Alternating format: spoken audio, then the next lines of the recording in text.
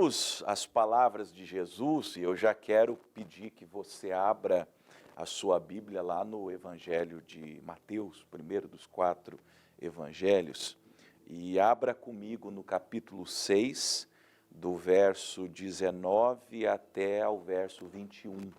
Mateus 6, do 19 até ao 21.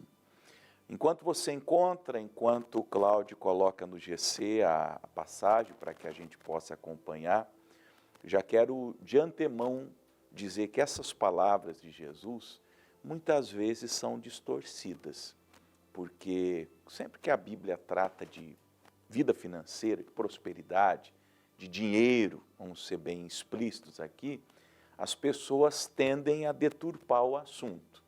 Há sempre aqueles que pendem para um lado, não é? Vão à extremidade de um lado, numa forma, e aqueles que vão para uma outra extremidade.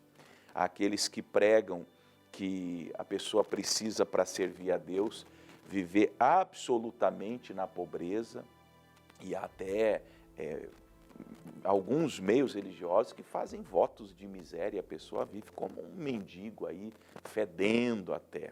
Por outro lado, há quem use esse livro para ganhar dinheiro, para enganar os incautos, os tolos, as pessoas mais simples, e pregam que o mais importante da vida é ter dinheiro. Nós precisamos ir às palavras de Jesus, entender o que Jesus disse, entender também o que Jesus nos não disse, por isso que eu quero ler para nós esse texto. Já encontraram? A minha Bíblia já está aberta aqui. Jesus disse assim: não ajunteis tesouros na terra, onde a traça e a ferrugem tudo consomem, e onde os ladrões minam e roubam, mas ajuntai tesouros no céu, onde nem a traça nem a ferrugem consomem, e onde os ladrões não minam nem roubam. Porque onde estiver o vosso tesouro, aí estará também o vosso coração. Deixa eu comentar primeiro que Jesus não disse.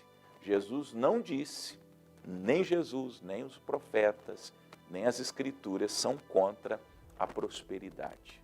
Não há nenhum texto que sugere que uma pessoa não possa ser rica, ainda que há muitas admoestações sobre a vida dos ricos. Por exemplo, o jovem rico perdeu a salvação porque amava suas propriedades, amou mais o dinheiro do que Jesus. Nós temos 2 parábolas contadas por Jesus, do rico e Lázaro, que lá o rico foi para o inferno, porque ele não ajudava o Lázaro, também daquele rico insensato que ajuntou celeiros maiores e morreu sem a salvação numa noite em que Deus lhe pediu a alma.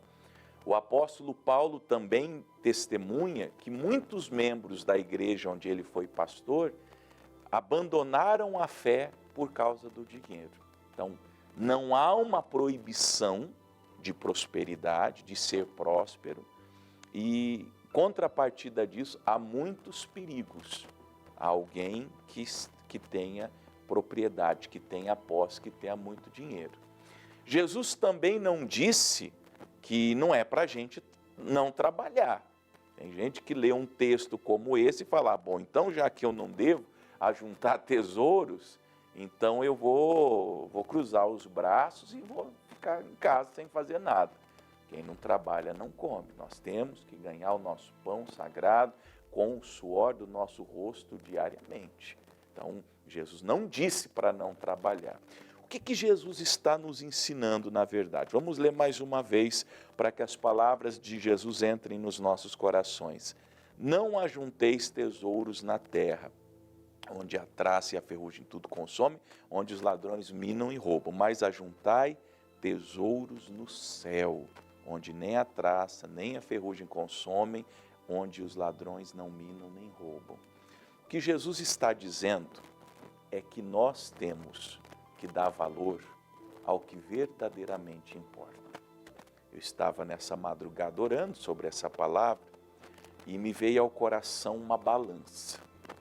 Uma balança, de um lado, as coisas da vida, as coisas materiais, e a outra parte da balança representando as coisas espirituais. Qual lado está mais pesado na sua vida? Houve um rei que foi julgado por Deus, lá em Daniel, capítulo 5, e o anjo falou, você foi pesado na balança e foi achado em falta. Talvez esse seja o teu problema. Na balança, tá aqui, ó, vida espiritual e vida material.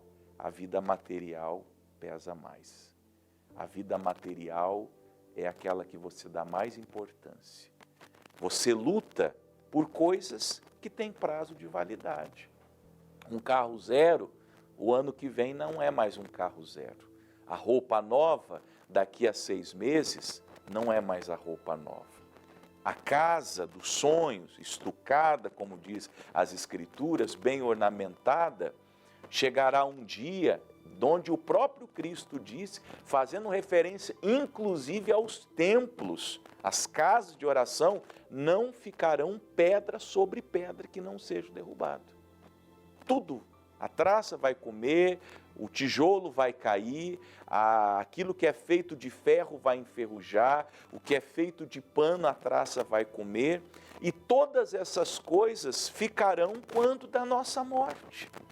Tudo que você tenha. Deixa eu me dirigir às pessoas de posse agora. Tem muita gente de posse me assistindo agora. Grandes empresários, grandes agricultores, pessoas da indústria, pessoas do comércio. Você já pensou, o senhor já parou para pensar que todas as suas conquistas materiais, quando da sua partida, ficarão? E olha que eu sou um pastor, hein? Eu lido com gente.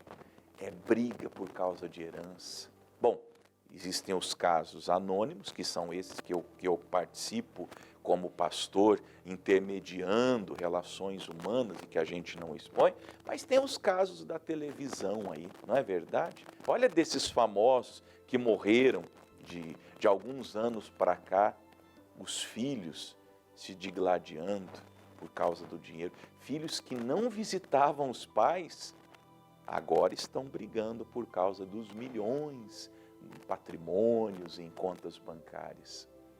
É isso que dá quando uma pessoa não preza pelas coisas espirituais. E nós somos chamados nesse texto por Jesus a trabalhar, a angariar, a buscar os verdadeiros tesouros, aqueles que estão no céu, aqueles que estão sendo ajuntados para toda eternidade, porque esses tesouros vão, por toda eternidade, nos abastecer lá no reino de Deus. Pastor, como que eu faço? Você tem que começar a buscar as coisas de Deus. Não desprezar. Quando Jesus falou do dízimo, por exemplo, em Mateus 23, 23, ele disse, faça uma coisa sem desprezar a outra. Cumpra a lei do dízimo que os fariseus cumpriam, mas não abandonem a misericórdia, a justiça e o juízo. Então, o que nós aprendemos nas Escrituras é que existe um equilíbrio das coisas. E no caso das espirituais, nós sempre temos que pender mais as espirituais. Nós sempre temos que priorizar o reino de Deus, as coisas espirituais. Por exemplo, educação dos seus filhos. Você que é uma pessoa abastada e de posse e que tem filhos. Você põe o seu filho num bom colégio. Você, quando eles completam 18 anos, dão um carro de presente. E imagina a alegria dos pais podendo presentear os filhos com um carro quando eles completam os 18 anos. Você os leva para viajar fora do Brasil. Você dá a melhor roupa, eles têm um quarto com tudo que eles precisam ali. Eles têm uma cuidadora, eles têm um motorista que os leva e volta da escola. Eles têm plano de saúde, plano dentário. Louvado seja Deus por isso, por toda a condição que vocês podem oferecer aos filhos. Mas você já deu uma Bíblia para o seu filho? Você leva os seus filhos para a igreja? Você prega para os seus filhos? Você ora com os seus filhos? Você ensina os seus filhos o caminho de Deus? Não? Que tragédia. Já imaginou? Do ponto de vista material, você dá tudo do bom e do melhor.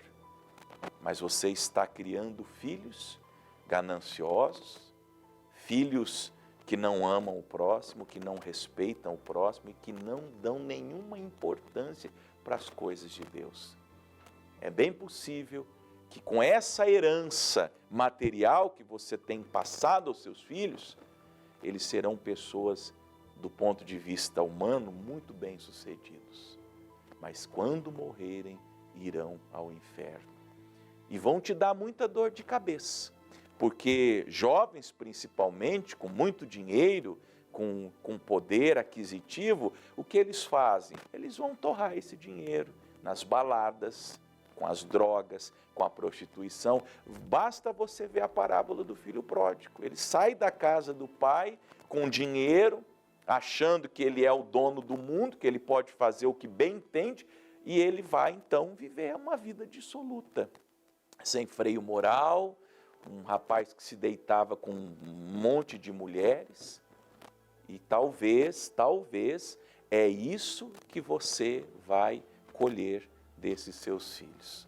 É isso que você vai colher de filhos que não estão sendo ensinados nas coisas de Deus. São palavras de Jesus. Ajunte tesouro no céu. Trabalhe por coisas espirituais. Trabalhe por aquilo que permanece para a vida eterna. Vamos para a igreja. Procure uma igreja séria, uma igreja boa, uma igreja em que o pregador é um santo homem de Deus e que anuncia o evangelho da salvação. Reúna a sua família para orar. Ajudem o próximo.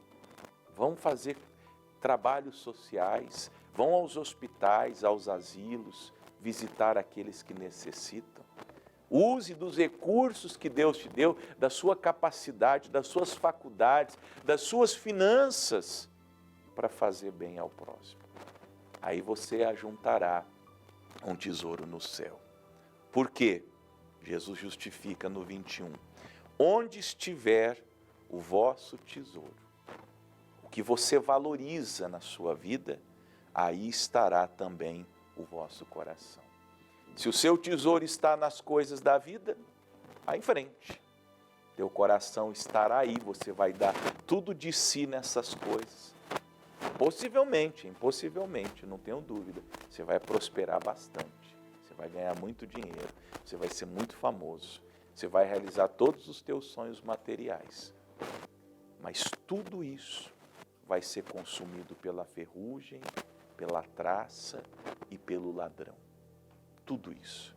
Agora, se você tem o coração no céu, se você tem o coração nas coisas espirituais, se você tem o coração na vida eterna, é bem possível também que você seja uma pessoa abastada, próspera, porque você diligente trabalhará e Deus te abençoará, mas o teu empenho, o teu esforço, a tua dedicação estará nas coisas espirituais.